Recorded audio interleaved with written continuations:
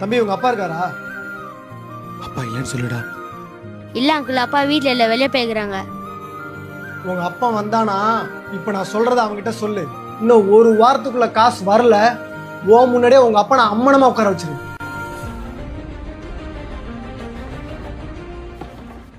என்ன மேடம் இவ்வளோ லேட்டா வரீங்க? சார் சார் சார் ஒரு நிமிஷம் இல்லைங்க சார். சார் ஒரு மேடம் நிமிஷம் மேடம் இல்லைங்க ஒரு நிமிஷம் வண்டி நிறுத்துங்க. சார், நீங்க பைக்ல ஏறும்போது காசை கீழே போட்டீங்க. ஓ ஐயோ தம்பி, ரொம்ப தேங்க்ஸ்பா.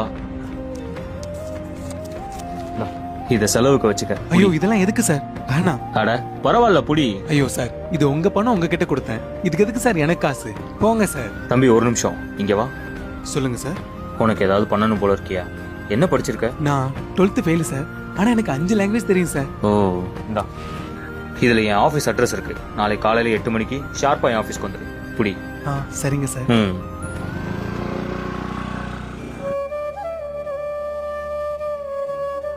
சார், எதுக்கு சார் திங்ஸ் எல்லாம் தூக்கி வெளில போட்டிருக்கீங்க? ஆமா, 3 மாசமா வாடகை கொடுக்காம இருந்தா உங்களை வீட்டுல உட்கார வச்சு அழகு பார்ப்பாங்களா? இதுல என் ஆபீஸ் அட்ரஸ் இருக்கு. நாளைக்கு காலையில 8 மணிக்கு ஷார்ப்பா என் ஆபீஸ்க்கு வந்துரு.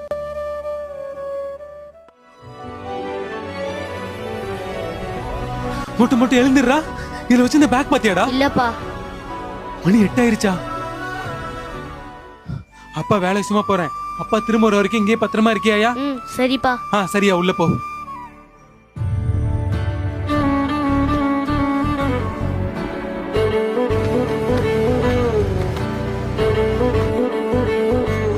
சார், இது காலர் ஆபீஸ் தானே?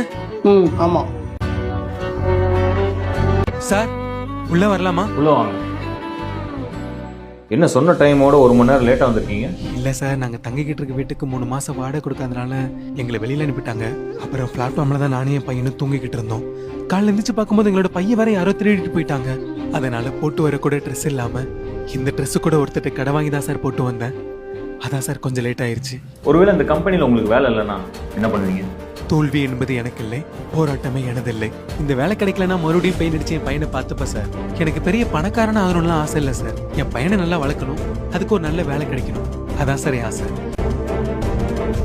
நாளையிலேருந்து வேலைக்கு வந்துடுங்க. உங்களுக்கு மாதம் 25,000 சம்பளம்.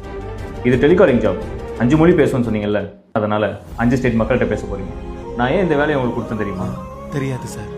கீழே விழுந்த பணத்தை நேர்மையாக எடுத்துட்டு வந்து கொடுத்தீங்க. என்ன படிச்சிருக்கீங்கன்னு கேட்டப்போ நேர்மையாக 12th ஃபெயில்னு சொன்னீங்க. ஏன் லேட்டுன்னு கேட்டப்போ கூட நடந்த உண்மையை அப்படியே சொன்னீங்க. இந்த ஒரு நேர்மைக்காக தான்.